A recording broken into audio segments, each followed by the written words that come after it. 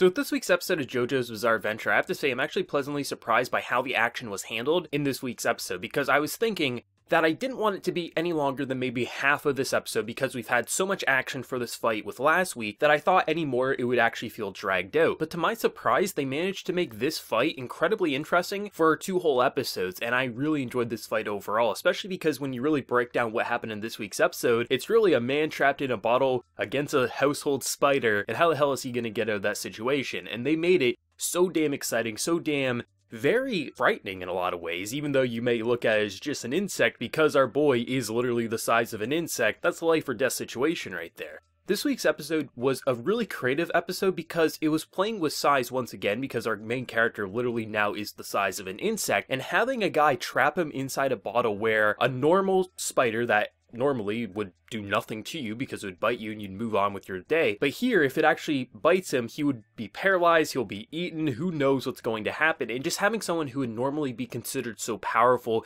and wouldn't have to deal with something so trivial like this, having him be stuck inside a bottle where his stand can't get him out, he has to literally use a shard of glass to try to stab a spider to death, that's just exciting, especially when you have a man just kind of looming over him, kind of laughing like a horrible villain, saying like, tell me where they are, things are gonna go wrong for you. That's just it's frightening. It's kind of like the first time I felt like, holy shit, a JoJo character really has his back against a wall. Last week had a similar situation, but this week it's like, it was a little more tense just because you're looking at something that normally is so, you would step on and move on with your day, but now because our main character is the size of an insect, this is something that could easily kill him and there's no help in sight. How the hell is he going to get out of this situation? I thought the idea behind the explosion where blowing up all the cars and things like that was an absolute blast, especially with how he was getting out of the situation, because JoJo's usually pretty clever with how they get their characters out of an impossible situation. Our main character's overpowered, we're going to introduce either an even more overpowered character or something that's going to push them against the wall. And how are they going to get out of it? They're going to come up with the most ridiculous but awesome way, and I think the idea of exploding all these cars around him, literally burning him to death, slicing his wrist so he can put himself out with his own blood, completely and utterly badass and kind of suicidal, but just how he had to make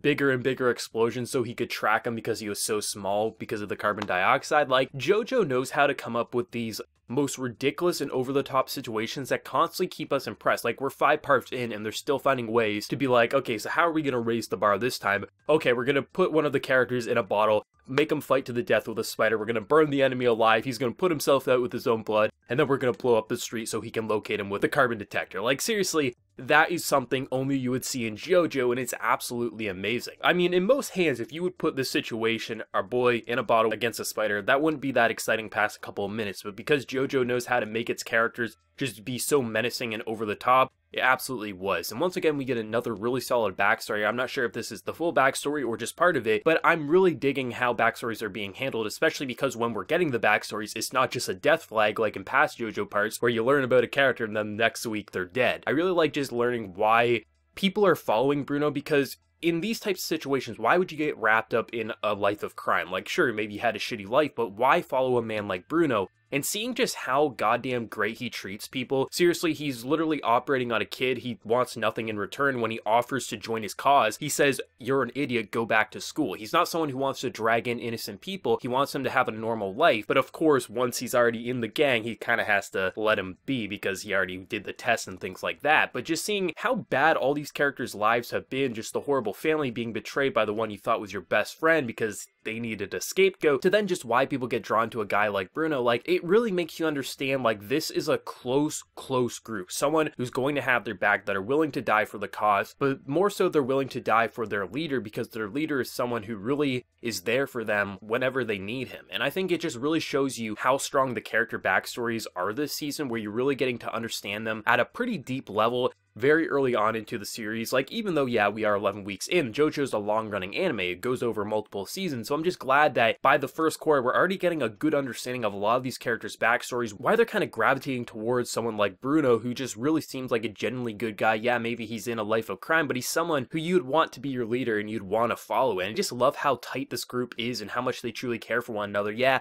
they definitely attack one another. They say harsh things from time to time, but you can really tell they are a close family. And I think it really shows with just the backstories and how they interact outside in just the general slice of lifestyle scenes, with the overall creativity behind these fights just amplifying it tenfold. JoJo has been absolutely incredible. Once again, another amazing part, facial reactions and just the brutality, burning a man alive, putting him out with his own blood, something only JoJo could do, and it's absolutely crazy. Can't wait for next week's episode. Let me know whatever you thought though down in that comment section below. Did you love it? Did you hate? Your favorite moment? Whatever you're feeling, let me know, and be sure to like the video if you did enjoy, and also hit that subscribe button if you want to see more content from me in the future. So until next time everyone, please take care and have a good one.